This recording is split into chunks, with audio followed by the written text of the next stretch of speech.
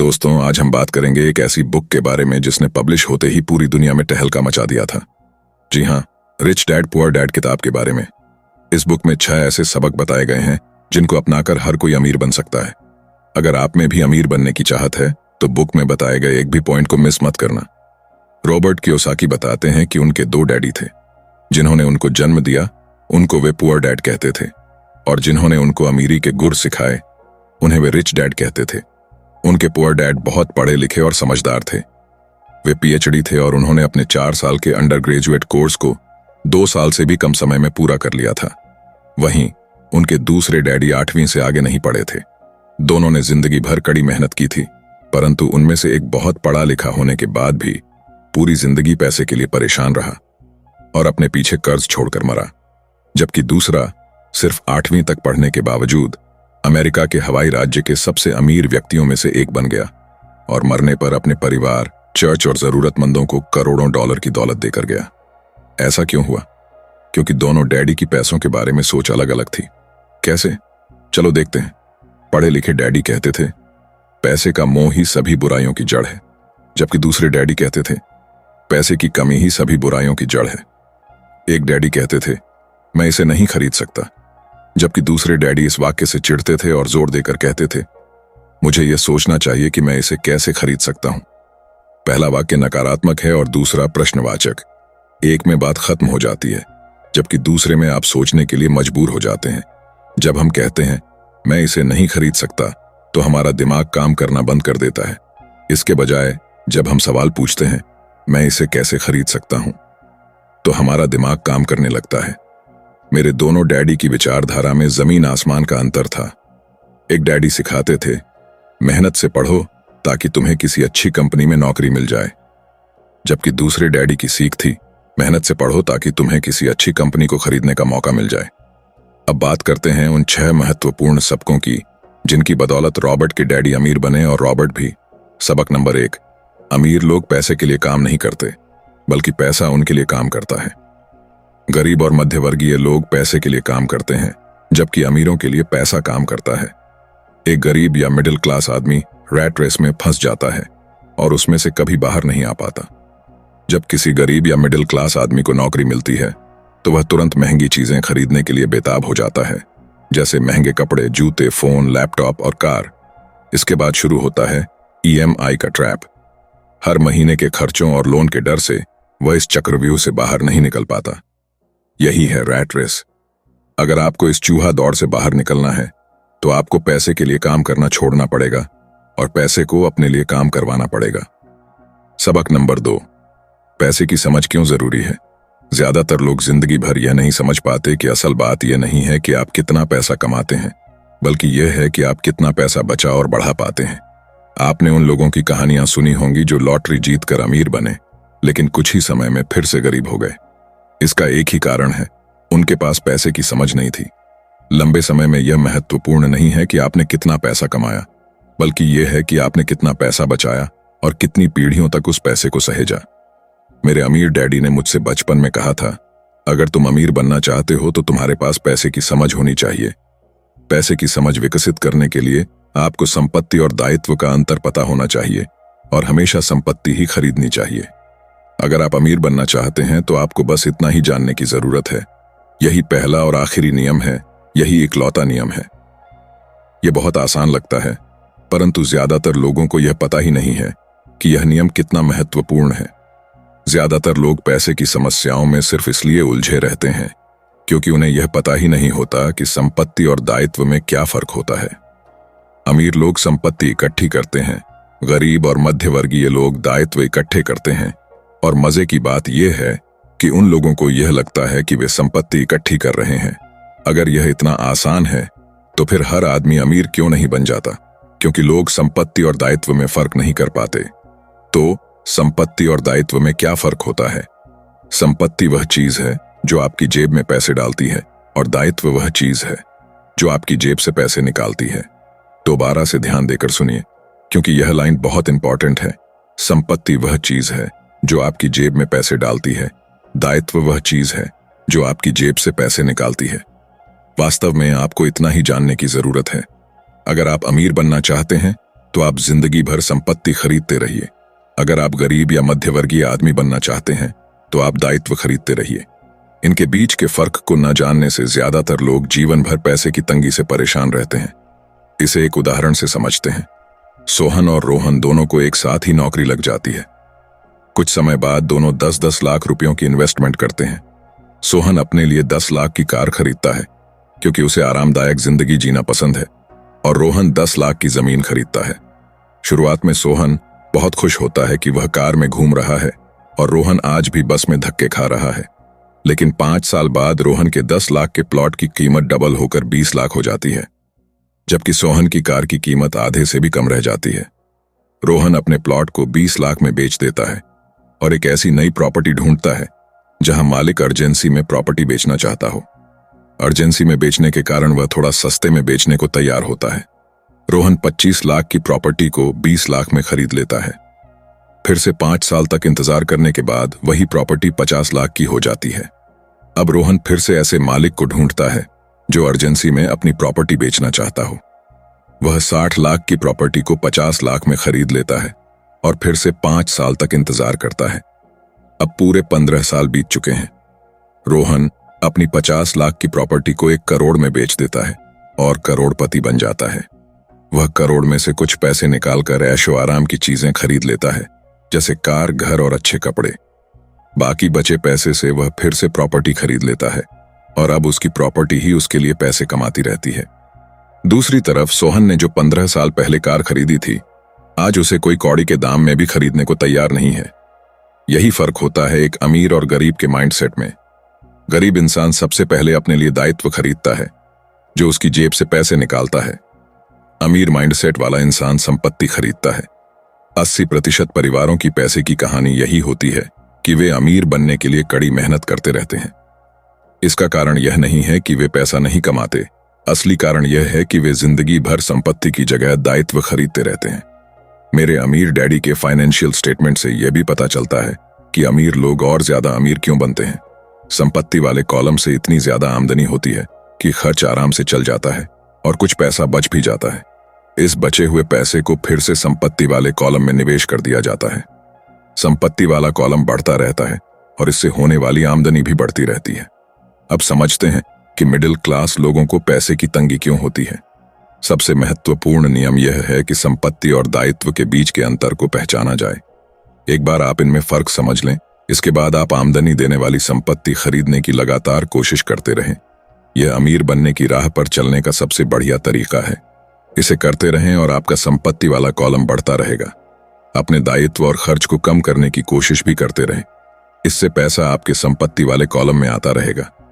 जल्द ही आपका संपत्ति वाला कॉलम इतना ज्यादा मजबूत हो जाएगा कि आप और ज्यादा जोखिम वाले निवेश कर सकेंगे।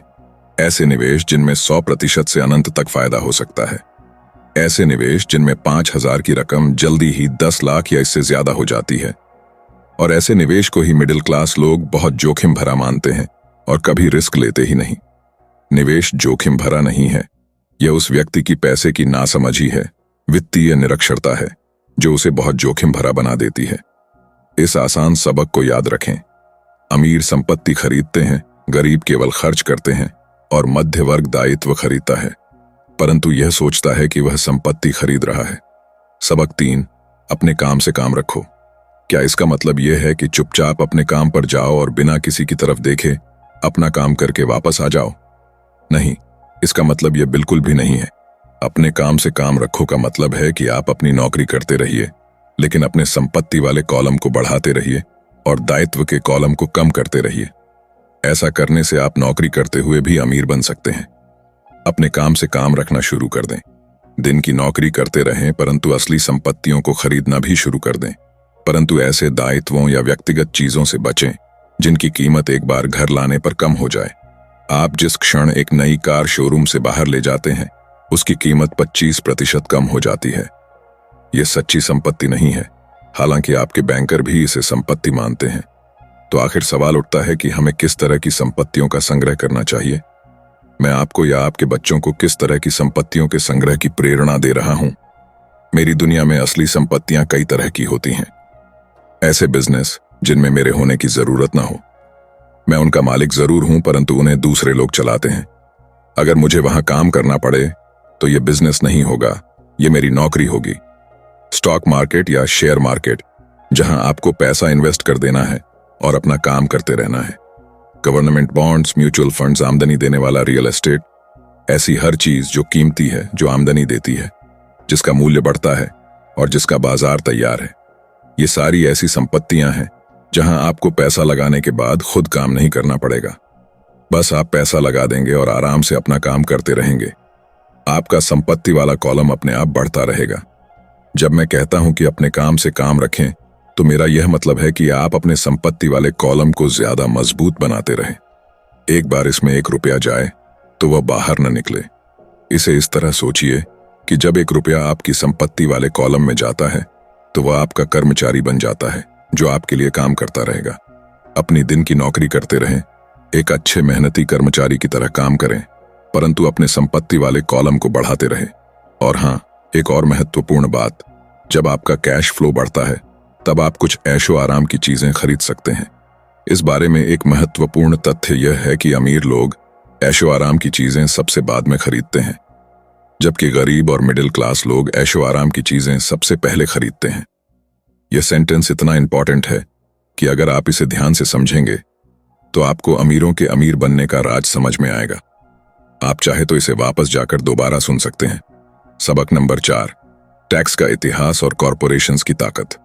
इस पॉइंट में रॉबर्ट बताते हैं कि इतनी मेहनत से कमाए हुए पैसे पर गवर्नमेंट को इतनी आसानी से टैक्स के रूप में पैसा देने मत दीजिए। कानून के दायरे में ही रहकर हमें वह सारे तरीके आजमाने चाहिए जिससे हमारा करोड़ों रुपए का टैक्स बच सके।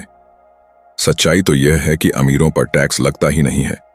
गरीबों की भलाई के लिए जो पैसा लगता है वह मध्य वर्ग से आता है, खासकर शिक्षित और ऊंची आमदनी वाले मध्य वर्ग से। एक बार हमें पैसे की ताकत का ज्ञान हो जाए, फिर हमें पैसे के लिहाज से स्मार्ट बन जाना चाहिए और हमें डराने वाले लोगों से निपटने के रास्ते ढूंढ लेने चाहिए। इसके लिए आपके पास कानून की समझ होनी चाहिए और इस बात की भी कि सिस्टम कैसे काम करता है। अगर आप अज्ञानी हैं तो आपको आसानी से डराया जा सकता है, लेकिन अगर आप जानते हैं कि आप क्या बात कर रहे हैं तो आपके पास बचने का मौका होता है। इसीलिए अमीर डैडी स्मार्ट टैक्स अकाउंटेंट्स और वकीलों को इतना ज्यादा वेतन देते थे। वकीलों को वेतन देना सरकार को टैक्स देने से सस्ता था। सबक नंबर 5, अमीर लोग पैसे का आविष्कार करते हैं। अमीर लोग आखिर पैसा बनाते कैसे हैं? ये बात अभी हम समझने वाले हैं। ध्यान से समझिए। हमारा एक स्टॉक पोर्टफोलियो भी है, जिसे मैं और मेरी पत्नी हमारा पर्सनल म्यूचुअल फंड कहते हैं। हम ज्यादा जोखिम वाली प्राइवेट कंपनियों के शेयर खरीदते हैं जो अमेरिका या कनाडा में स्टॉक एक्सचेंज पर सार्वजनिक होने जा रही है। हमने कंपनी के सार्वजनिक होने से पहले 25 सेंट प्रति शेयर की दर पर 1 लाख शेयर खरीदे। 6 महीने बाद जब कंपनी शेयर बाजार में दर्ज हो गई तो उसके शेयर का भाव $2 प्रति शेयर हो गया। अगर कंपनी का प्रबंधन अच्छा है तो कीमतें बढ़ती रहेंगी और स्टॉक $20 प्रति शेयर या इससे भी ज्यादा हो सकता है। ऐसे भी कई वर्ष रहे हैं जब हमारे $25,000 1 साल से भी कम समय में $10 लाख बन गए। ये जुआ नहीं है अगर आप जानते हैं कि आप क्या कर रहे हैं।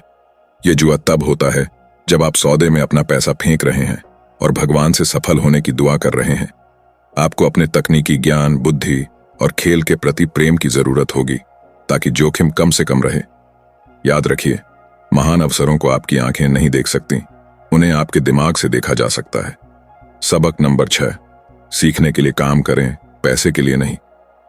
जब मैं अपनी कक्षा से पूछता हूं आप में से कितने लोग मैकडोनाल्ड से अच्छा हैमबर्गर बना सकते हैं, तो लगभग सभी विद्यार्थी अपने हाथ खड़े कर देते हैं। मैं फिर पूछता हूं, अगर आप में से ज्यादातर लोग बेहतर हैमबर्गर बना सकते हैं तो ऐसा क्यों होता है कि मैकडोनाल्ड आपसे ज्यादा पैसा बना लेता है? जवाब साफ है, मैकडोनाल्ड बिजनेस सिस्टम में आपसे अच्छा है। ज्यादातर प्रतिभाशाली लोग सिर्फ इसलिए गरीब होते हैं क्योंकि वे अपना सारा ध्यान बेहतर हैमबर्गर बनाने में लगाते हैं और बिजनेस सिस्टम के बारे में कुछ नहीं जानते। दुनिया प्रतिभा संपन्न गरीब लोगों से भरी पड़ी है। अक्सर वे या तो गरीब हैं या फिर पैसे की समस्या से जूझ रहे हैं या अपनी क्षमताओं से कम पैसा कमा रहे हैं। इसका जिम्मेदार उनके ज्ञान का विषय नहीं है बल्कि उनका अज्ञान है। वे एक बेहतर हैमबर्गर बनाने की दक्षता को पैना करने में ही लगे रहते हैं और हैमबर्गर को बेचने और उसे घर तक पहुंचाने की दक्षता पर बिल्कुल भी ध्यान नहीं देते हैं। मैं युवा लोगों को यही सलाह दूंगा कि नौकरी खोजते समय वे इस बात पर कम ध्यान दें कि वे कितना कमा रहे हैं, लेकिन इस बात पर ज्यादा ध्यान दें कि वे कितना सीख रहे हैं। रास्ते पर आगे की तरफ देखकर यह तय करें कि किसी खास प्रोफेशन को चुनने के पहले वे किन योग्यताओं में पारंगत होना चाहते हैं। बोनस पॉइंट, 3 तरह की इनकम। अकाउंटिंग की दुनिया में 3 अलग अलग प्रकार के इनकम होते हैं: अर्जित आय, निष्क्रिय आय, पोर्टफोलियो आय।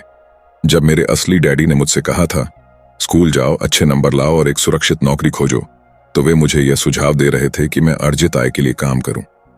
जब मेरे अमीर डैडी ने कहा, अमीर लोग पैसे के लिए काम नहीं करते, वे पैसे से अपने लिए काम कराते हैं, तो वे निष्क्रिय आय और पोर्टफोलियो आय के बारे में बात कर रहे थे। ज्यादातर मामलों में निष्क्रिय आय रियल एस्टेट के निवेश से हासिल होती है। पोर्टफोलियो आय पेपर एसेट्स से प्राप्त होती है, जैसे स्टॉक, बॉन्ड और म्यूचुअल फंड। अमीर डैडी कहा करते थे, अमीर बनने की कुंजी है अर्जित आय को निष्क्रिय आय और पोर्टफोलियो आय में जितनी जल्दी संभव हो सके बदलने की योग्यता। वे कहते थे कि अर्जित आय पर टैक्स सबसे ज्यादा लगता है और सबसे कम टैक्स निष्क्रिय आय पर लगता है। ये एक और कारण है कि आप अपने पैसे से अपने लिए कड़ी मेहनत करवाएं। सरकार उस आय पर ज्यादा टैक्स लगाती है जिसके लिए आप कड़ी मेहनत करते हैं, और उस आय पर कम टैक्स लगाती है जिसके लिए आपका पैसा कड़ी मेहनत करता है। तो दोस्तों, यह थी रिच डैड पुअर डैड की कंप्लीट बुक समरी। मैं चाहता हूं कि यह बुक जीवन में एक बार नहीं बल्कि बार बार सभी को पढ़नी चाहिए। ये वीडियो आपको कैसा लगा कमेंट सेक्शन में जरूर बताना। अगर पसंद आए तो लाइक कर देना और हमारे इस चैनल मनी माइंडसेट को सब्सक्राइब जरूर कर लेना, क्योंकि ऐसे ही बुक सीरीज हम आपके लिए लाते रहेंगे। तब तक के लिए अपना ख्याल रखें। धन्यवाद।